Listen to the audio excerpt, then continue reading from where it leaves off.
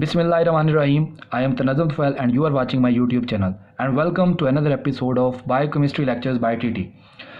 इस वीडियो में हम देखेंगे फेज़ 2 मेटाबॉलिज्म ऑफ फेज़ 2 जो है हमारे पास जीनोबायोटिक मेटाबॉलिज्म का, जिसे हम कॉन्जुगेशन फेज़ कहते हैं।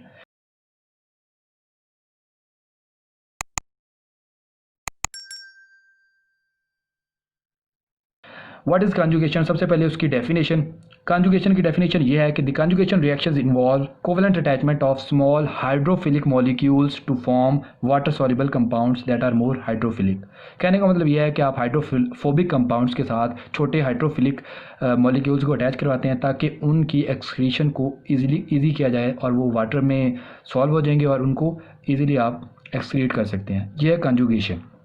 अब मैकेनिज्म क्या है कॉन्जुगेशन का, कि आपने क्या पहले फेज़ में क्या करवाया, हाइड्रोक्सिलेशन। ठीक है, अब हाइड्रोक्सिलेशन की वजह से भी जो कंपाउंड्स हैं वो वाटर सॉल्युबल बन जाते हैं कुछ हद तक।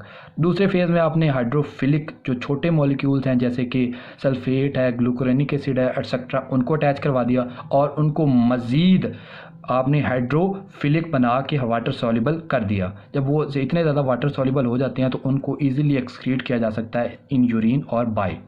ठीक है, ये है मैकेनिज्म ऑफ कॉन्जुगेशन। अब कॉन्जुगेशन जो है उसमें डिफरेंट रिएक्शंस होते हैं, मतलब आप डिफरेंट मॉलिक्यूल्स को अटैच करवा सकते हैं, जैसे ग्लूकोरिनेडेशन है, सल्फेशन है, एसिटाइलेशन है, मिथाइलेशन है। ठीक है, जो मोस्ट कॉमन कॉन्जुगेशन रिएक्शन है वो है हमारे पास ग्लूकोरिनेडेशन। ग्लूकोरिनेडेशन में क्या होता है, आप ग्लूकोरोनिक एसिड को अटैच करते हो जीनोबायोटिक मेटाबोलाइट्स के साथ through the action of enzymes glucuronosyl transferases. ये एंजाइम्स क्या करते हैं, यूडीपी ग्लूकोरोनिक एसिड से ग्लूकोरोनिक एसिड को अटैच करेंगे जीनोबायोटिक्स के साथ और उनकी कॉन्जुगेशन करवा देंगे। वो जो अब हमारे पास डिफरेंट एग्जांपल्स हैं कि जो कंपाउंड्स का ग्लूकोरोनेडेशन अंडरगो करते हैं वो है एनिलीन है, एसिटाइल अमाइनोफ्लोरीन है, बेंजोइक एसिड है, meprobamate, phenols and steroid hormones etcetera. Bilirubin भी ग्लूकोरोनेडेशन से ही एक्सक्रीट होती है। उसके बाद हमारे पास आगे देख लेते हैं सल्फेशन में क्या है। सल्फेशन में आप कोवेलेंट अटैचमेंट करवाएंगे किसकी, सल्फेट ग्रुप की। और डोनर कौन सा होगा सल्फेट ग्रुप का वो है पैप्स, जिसे हम कहते हैं फॉस्फोडिनोसिन फॉस्फोसल्फेट। तो जो कंपाउंड सल्फेशन अंडरगो करते हैं वो हमारे पास हैं स्टीरॉइड्स हैं, गैग्स हैं, ग्लाइकोप्रोटीन्स हैं, ग्लाइकोलिपिड्स हैं, अल्कोहल्स हैं, अराइलामीन्स हैं एंड फिनोल। तो ये हमारे पास ग्लूकोरिनेडेशन एंड सल्फेशन, ये दोनों जो हैं ये मोस्ट कॉमन कॉन्जुगेशन रिएक्शंस हैं। उसके बाद हमारे पास जो अदर रिएक्शंस में आ जाते हैं कि जो कि कॉन्जुगेशन फेज़ में सल्फेशन और ग्लूकोरिनेडेशन के अलावा भी आ सकते हैं, वो है एसिटाइलेशन और मिथाइलेशन। एसिटाइलेशन में जो एसिटाइल डोनर होगा वो एसिटाइल कोएंजाइम ही है और इसको कैटालाइज करने वाला एंजाइम जो है वो एसिटाइल ट्रांसफरेजेज है। यहाँ पे एक इंपॉर्टेंट प्रॉपर्टी है एसिटाइल ट्रांसफरेजेज की जो कि क्लिनिकली इंपॉर्टेंट है कि एसिटाइल ट्रांसफरेजेज है उनकी पॉलीमॉर्फिज्म होती है। कुछ जो पेशेंट्स होते हैं वो स्लो एसिटाइलेटर्स होते हैं, कुछ फास्ट एसिटाइलेटर्स होते हैं। जो स्लो एसिटाइलेटर्स होते हैं वो जीनोबायोटिक कोई भी है उसको आहिस्ता आहिस्ता से एसिटाइलेट करवाएंगे और उसको आहिस्ता आहिस्ता या ज़्यादा देर में एक्सक्रीट करेंगे, उनमें ज़्यादा वक्त लगेगा एक्सक्रीशन करने में। तो उनमें कोई भी जीनोबायोटिक होगी उसकी टॉक्सिसिटी ज़्यादा देर के लिए परसिस्ट करेगी, जैसा कि आइसोनियाजिड है जो कि एक ड्रग है टीबी की ट्रीटमेंट में इस्तेमाल की जाती है। तो जो स्लो एसिटाइलेटर्स होंगे उसमें इस आइसोनियाजिड टॉक्सिसिटी है जो वो ज़्यादा देर के लिए परसिस्ट करेगी। जो फास्ट एसिटाइलेटर्स होते हैं उनमें वो जल्दी से एसिटाइलेट करते हैं और जल्दी से एक्सक्रीट करवा देते हैं, तो उनमें इतनी ज़्यादा टॉक्सिसिटी के इफेक्ट्स नहीं आते। जो दूसरा रिएक्शन है वो मिथाइलेशन है। मिथाइलेशन में जो मिथाइल डोनर है वो हमारे पास सैम है, एसिडिनोसाइल मिथ्योनिन, जिसे हम एक्टिव मिथ्योनिन भी बोलते हैं, और एंजाइम जो इसको कैटालाइज करेगा वो है मिथाइल ट्रांसफरेजेज। अब हम देख लेते हैं कि कॉन्जुगेशन ऑफ इलेक्ट्रोफिलिक कंपाउंड्स वो कैसे होती है। इसमें मेन जो रोल है वो है ग्लूटाथायोन और उसके डिफरेंट एंजाइम्स का। तो हमें ग्लूटाथायोन का पता होना चाहिए कि ग्लूटाथायोन क्या है। First point is role of glutathione. Glutathione is defined as tripeptide which is derived from glutamic acid, cysteine and glycine and it acts as a coenzyme in redox reactions in the cell। ठीक है, 3 amino acid से मिलकर बना है और ये coenzyme के तौर पर एक्ट करता है डिफरेंट रिएक्शंस में सेल के अंदर। अब कॉन्जुगेशन जो हमने इलेक्ट्रोफिलिक कंपाउंड्स में की करवानी है उसमें जो एंजाइम है वो हमारे पास है ग्लूटाथियोन एस ट्रांसफरेज, जिसे हम जीएसटी भी बोल सकते हैं, और ये एंजाइम जो रिएक्शन कैटालाइज करता है वो हमारे पास ये है। आर यहाँ पे इलेक्ट्रोफिलिक कंपाउंड है, कोई भी हो सकता है, और ये हमारे पास जीएसएच का मतलब है ये रिड्यूस्ड ग्लूटाथियोन है। ये एसएच है, सल्फाइडल ग्रुप है ग्लूटाथियोन का। उसके ऊपर ग्लूटाथियोन एस ट्रांसफरेज एक्ट करता है और उसको ऑक्सीडाइज फॉर्म में कन्वर्ट कर देता है और साथ में अटैच हो जाता है हमारे पास इलेक्ट्रोफिलिक कंपाउंड। ये हमारे पास ग्लूटाथियोन कॉन्जुगेट बन गया। ठीक है, थर्ड पॉइंट है कि ये जो GST है, ये जो ग्लूटाथियोन एस्ट्रांसफेरेज है, इसकी डिफरेंट क्लासेस होती हैं। जैसा कि साइटोसोल में 4 क्लासेस हैं, एंडोप्लाज्मिक रेटिकुलम में 2 क्लासेस हैं, माइटोकॉन्ड्रिया और पेरोक्सिसोम्स में एक डिस्टिंक्ट क्लास सिर्फ एक ही है जिसे हम कैपा क्लास बोलते हैं। अब फोर्थ पॉइंट हमारे पास है लिगेंडिन्स। लिगेंडिन्स क्या होते हैं?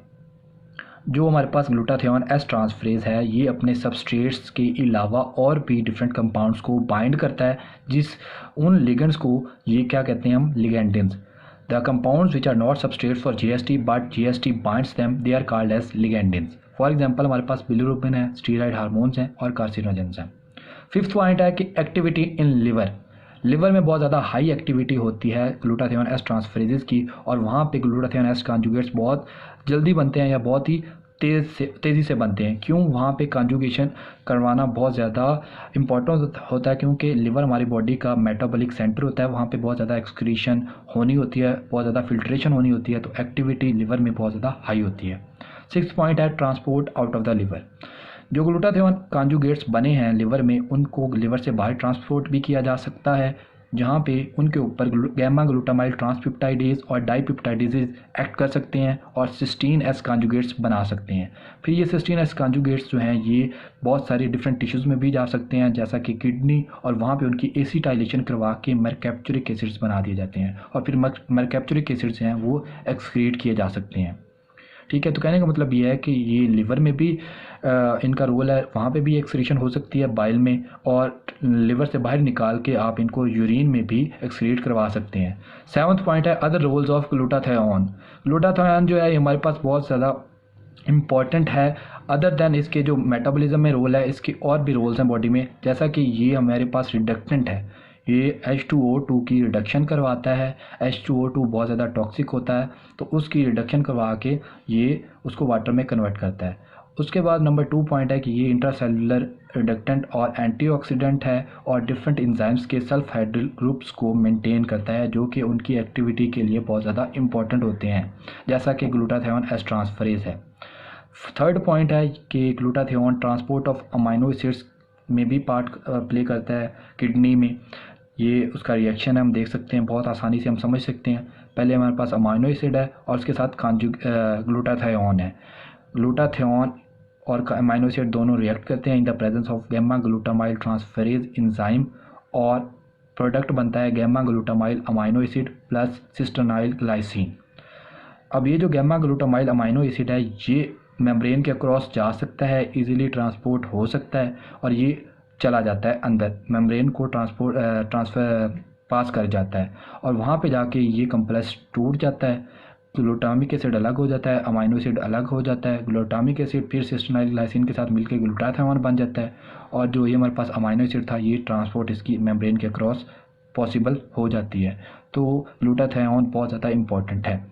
तो ये सारे पॉइंट थे फेज़ 2 मेटाबॉलिज्म के, कॉन्जुगेशन फेज़ के। उम्मीद है आपको ये लिए ये वीडियो बहुत ज़्यादा इन्फॉर्मेटिव साबित होगी, और मेरे चैनल को सब्सक्राइब कर दीजिए, अपने दोस्तों के साथ शेयर कीजिए, और यूं ही मेरे साथ बनी रहिए। अल्लाह ताला आपका हामी नासिर हो, दुआओं में याद रखिएगा। अल्लाह हाफिज़।